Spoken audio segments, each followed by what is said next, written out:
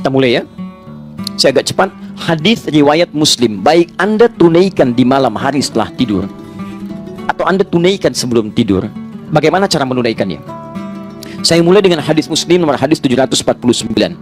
Qala Rasulullah sallallahu alaihi wasallam. Satu kali kata Ibnu Umar radhiyallahu taala anhuma, Rasulullah sallallahu alaihi wasallam pernah bersabda, "Shalatul laili mathna mathna." Kalau Anda ingin tunaikan salat malam, silahkan mulai paling minimal kerjakan 2 rakaat dulu. Kemudian tambah 2 rakaat lagi. Masih sanggup, terus 2 rakaat lagi. Bahkan wa idza khasya ahadakumul fajr. Kalau khawatir fajar akan segera tiba, falyutir raka'atan wahidah. Segera tutup dengan witir 1 rakaat. Coba bayangkan begini, Anda sholat dari ba'da isya. Sholatnya 2 rakaat, 2 rakaat, 2 rakaat sampai menjelang fajar. Fajar mau tiba, tutup 1 rakaat. Pertanyaan saya, berapa rakaat sholat Anda tunaikan? Banyak ya? Apa kesimpulannya? Cara memahami hadis ini artinya tidak ada batasan spesifik dalam salat malam ini, tapi paling minimal Anda tunaikan 2 rakaat, tutup dengan 1 rakaat. Ustaz, kok ada peluang 2 rakaat? Jangan bayangkan semua orang tunaikan ba'da isya. Ada orang yang tidur dulu, subuhnya 3:34, dia bangunnya 3:1/4. Waktu dia harus bagi antara sahur dengan kemudian sholatnya. Ada peluang nggak? Baik, misal dia bisa kerjakan 5 menitnya, dia bagi-bagi di situ. Dia punya waktu di situ 19 menit. Ya 10 menit dia tunaikan misalnya untuk sholatnya, 2 rakaat tambah witir 1 rakaat. 10 menitnya digunakan misalnya untuk makan sahurnya, atau 9 menit 10 menitnya. Baik, maka dia punya peluang 2 rakaat kerjakan, kemudian 1 menit tutup, 1 rakaat tutup dengan witirnya. Artinya apa? Kesimpulan umumnya adalah Nabi pertama tidak membatasi jumlah rakaatnya. Jelas ya? Tapi paling minimal berapa? 2. Witir berapa? 1. Jelas? Oke, sekarang muncul pertanyaan, ya Rasulullah, kalau nggak dibatasi begitu nanti rakaatnya berantakan. Yang satu paket hemat, 2 witir 1. Yang satu pertengahan, ada 4 witir 1. Yang lainnya ambil 11. Yang lain lebih daripada itu. Adakah baginda Rasulullah SAW mencontohkan pada kami rakaat standar, sehingga dengan itu jadi standar penunaian salat ini? Maka diriwayatkan dari Sayyidah Aisyah radhiyallahu taala anha, tercantum di Al-Bukhari nomor hadis 2008 sampai 2010. Datanglah 3 orang sahabat bernama Abdullah bin Mas'ud, Hudzaifah al-Yamani dan Ubay bin Ka'ab radhiyallahu taala anhum jami'an. Sa'alu Sayyidah Aisyah radhiyallahu taala anha. Mereka bertanya pada Sayyidah Aisyah radhiyallahu taala anha. Apa pertanyaannya? Kaifa kanat salat Rasulullah sallallahu alaihi wasallam? Bagaimana salat malamnya Nabi sallallahu alaihi wasallam? Faqalat, beliau berkata, ma kana yazidu fi Ramadan wala fi ghairi. Perhatikan cara menerjemahkannya, lihat baik-baik. Selama tinggal dengan saya, ingat ya, selama tinggal dengan saya, maksudnya selama menginap di rumah Sayyidah Aisyah. Istri Nabi Sayyidah Aisyah saja atau ada yang lain, Bu? Ada yang lain ya? Berapa istri Nabi? Baik, lebih daripada 4. Ada Sayyidah Maimunah saat itu, ada Ummu Habibah, ada Sayyidah Zainab radhiyallahu taala anhunna jami'an. Tapi selama menginap di rumah Sayyidah Aisyah, begini cara memahaminya, kata beliau tidak pernah menambah baik di Ramadan atau di luar Ramadan ala 11 rakaatan, dari 11 rakaat. Di beliau sepanjang di rumah Sayyidah Aisyah itu salatnya senantiasa 11 rakaat. Berapa rakaat? 11 rakaat. Apa rumusnya? Yusalli arba'an, beliau salat 4 rakaat. Thumma yusalli arba'an, kemudian tambah 4 rakaat.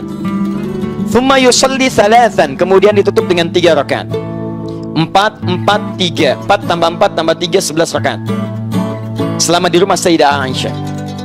Teruskan hadisnya, tahan sampai sini. La tas'al an husnihinna wa tulihinna. Tapi jangan pernah ditanyakan bagaimana panjang dan bagus bacaan gerakannya.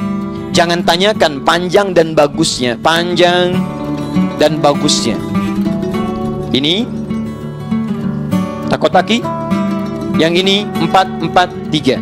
Kita ambil 2 hal di sini. Pertama, diajarkan di sini tentang jumlah rakaat. Ya kata Sayyidah Aisyah, yang standar silahkan 11. Rumusnya 4, 4, 3. Selama di rumah saya 4, 4, 3. Tadi istri Nabi bukan hanya Sayyidah Aisyah. Kita cek di rumah yang lain. Kita temukan ternyata di rumah Sayyidah Maimunah, kesaksian sahabat Ibnu Abbas radhiyallahu taala anhuma, tersebut di Abu Dawud nomor hadis 1369. Ketika beliau tinggal di rumah Sayyidah Maimunah untuk melihat kebiasaan sholat malam Nabi dan bangunnya Nabi di malam hari, dilihat oleh beliau. Kata beliau, Karena Rasulullah SAW adalah kebiasaan Nabi SAW, idza staiqadha min naumi, apabila bangun beliau di pertengahan malamnya, maka beliau bangun, lihat baik-baik, di pertengahan malam, lebih sedikit yazidu qalilan aw yanqusu qalilan, lebih sedikit kadang-kadang kurang sedikit. Saya sudah jelaskan kemarin. Kalau ukuran Indonesia misalnya 4:30 subuhnya, ya beliau bangun 1:30, kadang lebih, kadang kurang sedikit. Yang paling menarik, fajalasa, kemudian duduk terlebih dahulu. Famasaha biyadihi min atharin naum, kemudian menghapuskan bekas ngantuk di matanya. Ya, faqara khawatim min surah Ali Imran, maka beliau membaca 10 ayat terakhir atau 11 ayat terakhir di surah Ali Imran. Kemudian berdoa, alhamdulillahilladzi ahyana ba'da ma amatana wa ilaihin nusyur. Dikuatkan dengan hadis riwayat Al-Bukhari, ya, riwayat sahabat Abu Dzar Al-Ghifari, nomor hadis 181. Setelah itu kemudian apa yang terjadi? Tsumma dzahaba ila syinin mu'allaqah, pergi ke tempat tertutup, ke toilet. Fatawadda, kemudian berdoa. Setelah itu pergi ke tempat sholatnya, mengikutilah Ibnu Abbas di belakangnya. Ketika mengikuti Nabi kemudian bertakbir, maka Ibnu Abbas ikut di belakang Nabi, ditariklah oleh Nabi supaya sejajar dengan Nabi sallallahu alaihi wasallam. Hadis ini menunjukkan bolehnya imam, kalau makmumnya seorang, itu boleh berdiri sejajar. Ini imam, ini makmum, sejajar. Paham ya? Boleh juga makmum di belakang, imam di depan. Sejajar, ya tidak sejajar tapi agak maju sedikit, masih berdempet. Kalau makmumnya diduga itu sudah baik, sudah kuat, sudah dewasa, sanggup menjaga dirinya. Tapi kalau anak ini baru kecil, kita boleh tarik sejajar dengan kita, tidak ada masalah. Teruskan, apa yang dilakukan oleh Nabi? Kata beliau, Nabi membuka dengan 2 rakaat yang ringan, dikenal dengan khafifatain. Ditunaikan salat 2 rakaat dulu, boleh silahkan. Khafifatain, nggak pakai bacaan surat lain selain Al-Fatihah. Takbir Allahu Akbar, langsung Al-Fatihah. Ruku, i'tidal, sujud, duduk di antara 2 sujud, sujud bangkit lagi 2 rakaat, seperti hal yang sama. Paham ya? Setelah itu beliau tunaikan salat intinya, beliau katakan 2 rakaat. Kemudian 2 rakaat, kemudian 2 rakaat, kemudian 2 rakaat, kemudian 2 rakaat, kemudian 1 rakaat. Jumlah berapa? 11. 2 tambah 2 4, tambah 2 6, tambah 2 8, tambah 2 10, tambah 1 11. 11 rakaat. Kalau ingin ditambah dengan salat yang pemanasan tadi, khafifatain, 2 rakaat ringan, berarti 13 rakaat. Poinnya, intinya tetap 11, tambahannya 2 rakaat sebagai 2 rakaat yang ringan. Di rumah Sayyidah Maimunah, beliau menunaikan rakaat standar 11 rakaat juga. Ingat ya, tapi rumusnya 2 2 2 2 ujungnya 1. Boleh kalau mau witirnya 3 ujungnya 3. 2 2 2 2 ujung 3. Atau 2 2 2 2 2 ujungnya 1. Jelas? Berapa rakaat? 11 rakaat. Dan ini mau 4 4 3, 2 2 ujung 1 atau 3, jumlah 11 itu tidak saling mengungguli. Enggak ada masalah, jangan bertengkar pada urusan seperti ini. Oh, yang benar itu 11 4 4 3, formulanya bagus. Kemarin Bayern Munchen ngalahin Hamburg juga 4 4 3. Misalnya sampai jadi juara misalnya, dan seterusnya. Tapi kan nggak bisa, Bayern Munchen kan dikalahin sama Madrid, rumusnya bukan 4-4-3, itu urusan yang lain, ya. Nah, kita kembalikan ke sini teman-teman, ini boleh, ini boleh. Paham? Baik, sekarang sebentar. Kalau saya pengen 23 rakaat, boleh nggak? 37? 41? Masya Allah, dari mana taunya? Oke, nah. Baik, sebelum sampai ke sana, kita pahami dulu pemaknaannya. Lihat sini. 11 ini, lihat rumusnya. Jangan pahami sampai 11 dulu, tapi jangan dipisahkan dari sinergis yang pertama tadi, lihat keterangannya. Jangan tanya panjang dan bagusnya. Jadi 11 ini tidak boleh dipisahkan dari panjang dan bagus. Diukur kemudian oleh sahabat yang 3 orang tadi, seperti apa panjang bagusnya. Maka dimulailah Hudzaifah al-Yamani radhiyallahu ta'ala anhu salat di belakang Nabi. Begitu salat, betul memang panjang dan bagus. Saking bagus ya kata beliau, ini salat paling enak yang saya rasakan. Kalau baca ayat doa, berdoa, tenang hati saya. Baca ayat surga, pengen cepat ke surga. Baca ayat neraka, takut dengan neraka. Allahu Akbar, enak salatnya. Saking enaknya tak terasa, rakaat pertama 100 ayat Al-Baqarah. Enak. 1 rakaat 100 ayat. Ruku, bangun lagi, sampai bangun teruskan lagi. Itu masuk diceritakan, penasaran, benar enak. Sholat di belakang Nabi, enak betul. Wah, nikmat sholat di belakang Nabi. Diikuti bacaan, karena beliau ahli Quran, ahli qiraat. Di bacaan Nabi itu diikuti supaya nanti saat bacakan ingin serupa dengan bacaan Nabi, indah. Makanya sesekali Nabi sering katakan, Abdullah baca.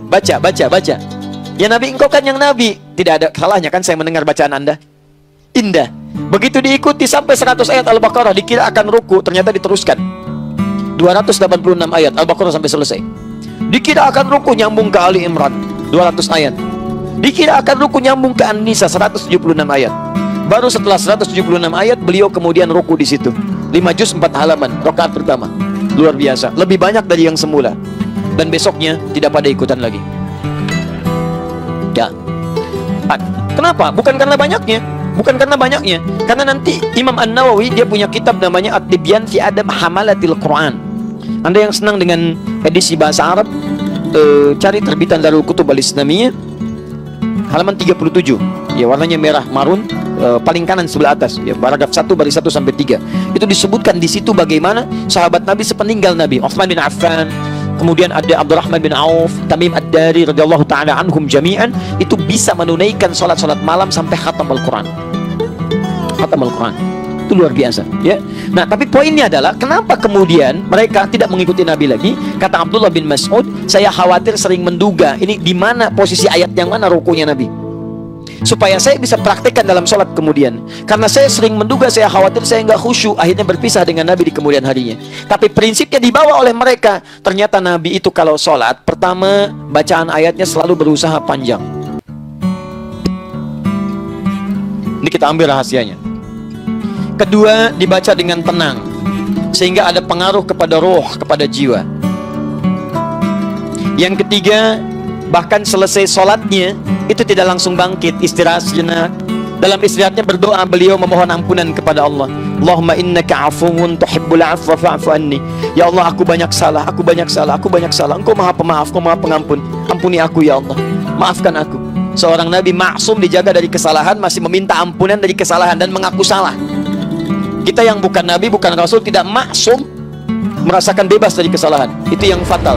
Ini kemudian pasca sholat beliau berdoa dengan tenang, istirahat, berdoa dengan tenang. Tahan, sini tahan, fokus baik-baik. Lihat sini rahasia pertama. Rahasia pertama dibaca dengan panjang. Maksudnya memperbanyak ayatnya, bukan sekedar panjang, memperbanyak ayatnya. Rahasia sholat malam, perhatikan rahasianya. Kenapa sampai disebut menyempurnakan puasa Ramadan? Teman-teman, ternyata ada satu amalan di dalam ibadah kita yang saat dikerjakan seperti sederhana tapi pahalanya melimpah. Apa amalan itu? Di antaranya adalah membaca Al-Quran. Kalau Anda sholat, sekali sholat nilainya 10, Ramadan dilipat gandakan. Tapi ingat, bukan cuma sholat yang dihitung, setiap bacaan Qurannya. Dan bacaan Quran skala dibacakan, satu hurufnya 10 kebaikan. Satu hurufnya sama dengan 10. Man qara'a harfan min kitabillahi falahu asyru hasanat. At-Tirmidzi nomor hadis 2910. Siapa yang baca satu huruf dari Al-Quran, dia mendapatkan 10 kebaikan. Masih ingat kalau Ramadan kali berapa? 10 lagi. Jadi satu hurufnya berapa? Allahu Akbar. Cuman Ramadan yang saat Anda bacakan setiap hurufnya itu mengalir kemudian 10 kali lipat minimal di hari biasa. Maka mau malam hari apa lagi yang Anda carikan pahalanya? Kalau Anda kehilangan Ramadan, peluang ini nggak ada. Makanya Nabi mengajarkan pada kita, jangan ributkan masalah rakaatnya. Anda harus maksimalkan, baca yang banyak, karena peluang pahalanya banyak. Silahkan cek. Jadi kalau Anda mau sholatnya 11, mau yang lainnya, maksimalkan. Yang penting bacaannya itu, usahakan maksimalkan panjang, dalam arti perbanyak ayatnya, banyak ayatnya. Karena setiap hurufnya ini digandakan luar biasa.